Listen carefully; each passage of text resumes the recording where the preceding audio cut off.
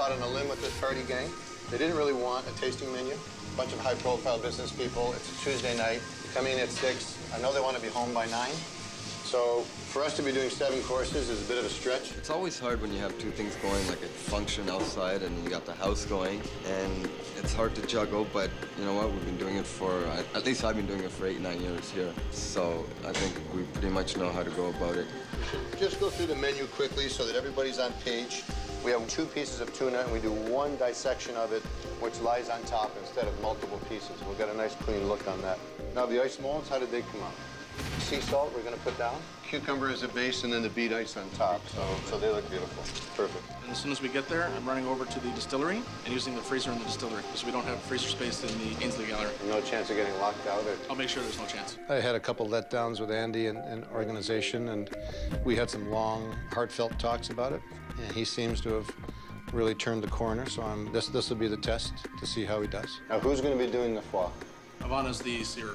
Okay, so Ivana, what you have to do, you have to make a wall with 3 sides. Wind, obviously, coming towards the back of this thing, just so that you can get your pan hot enough. I got my placement here from Humber College, and I've been here actually 2 years now, so I love it. I brag about it all the time. A bit nervous, but hopefully everything's going to be really good and chef's going to be placed. Now, Tony, first thing I saw on the dessert that was wrong was the chocolate tarts are too thick. They should be so hard to get out of the mold that you break 30% of them. This is the pistachio pear, candied rosemary. It's a delicious combination. This is fantastic. And then that's that. So I am figuring we get underway at 6. By 6:30, they should be seated. By 9 o'clock, the meal should be over. Today, the gang was really on top of their game. We had long meetings about it. I revved them up.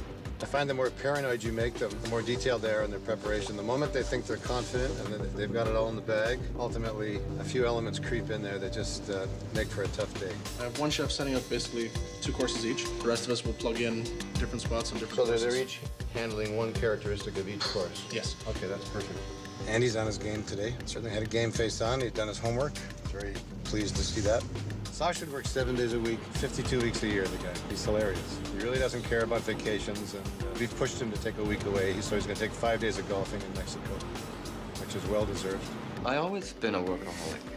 I've lost a lot of relationship for working a lot, and I feel comfortable being here.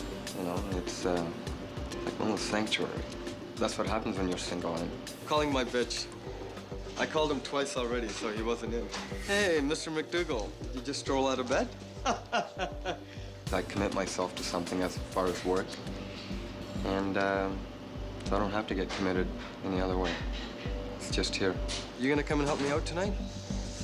He has a